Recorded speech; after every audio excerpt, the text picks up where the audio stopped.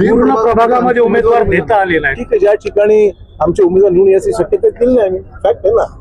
ज्या ठिकाणी आम्हाला वाटते की आमचा उमेदवार येणार नाही त्या ठिकाणी उमेदवार दिलं नाही, खरी गोष्ट. शिवसेनेसोबत कसा युती, आम्ही सांगितलं ना, आम्ही 8 ते 10 जागा त्यांना देऊ केल्या होत्या. त्यांची जागा 25-30 जागा शक्य नव्हती. आम्ही तर 25-30 जागा दिल्या असत्या.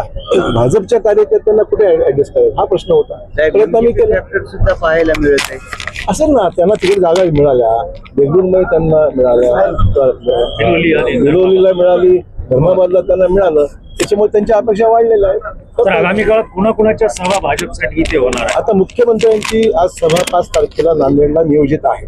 आता कन्फर्मेशन यायचं पण जवळपास निश्चित आहे 5 तारखेला. तर म्हणजे आता आजच ठरेल, आता विड्रॉल संपलं मग बाकीची तारखा आम्ही घेऊ. विड्रॉलसाठी खूप मेहनत करावी लागते. करावं लागेल ना, नाशिक काही त्याच्यामध्ये आमचे सहकारी आहेत, त्यांना विनंती करणं, समजून सांगणं हा प्रयत्न आम्ही करू. तर आपण भाषणात उल्लेख केला की मला फक्त 81 तिकीट द्यायची होती, मी 500 दिली असती पण जागा हो तेवढ्या होत्या. या लोकांची मूठ कशी बांधणार आहात जे आता पक्षाने तिकीट त्यांना देऊ शकले नाही? असं बा, हे प्रत्येक निवडणुकीला काही ना काही प्रमाणात होत असतं प्रत्येक पक्षात. ज्यांच्या उमेदवार त्यांना प्रश्न नव्हता, त्याला माणसं घ्यायची होती. त्यामुळे ज्या पक्षामध्ये खूप मागणी आहे त्याचा अर्थच असा आहे की राज्यामध्ये नगरपालिकेचे निवडणुकीचे निकाल जे लागलेले आहेत ते भाजपला अनुकूल आहेत.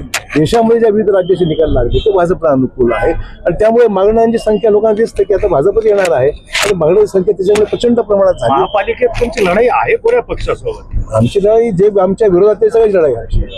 तरी म्हणजे जे आमच्या विरोधात आहेत त्याची लढाई आमची. प्रताप पाटलांचं किती मोठं आव्हान वाटतं राष्ट्रवादीचं आपल्याला? कोण प्रताप पाटील? मला माहित नाही कोण, कोणाची गोष्ट आहे प्रताप पाटील? हा बोला.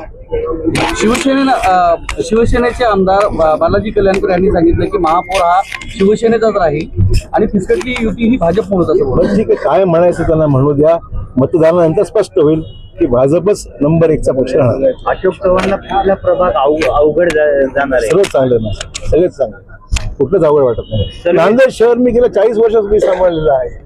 गुडविल आहे ना माझं. ठीक, थँक्यू सर.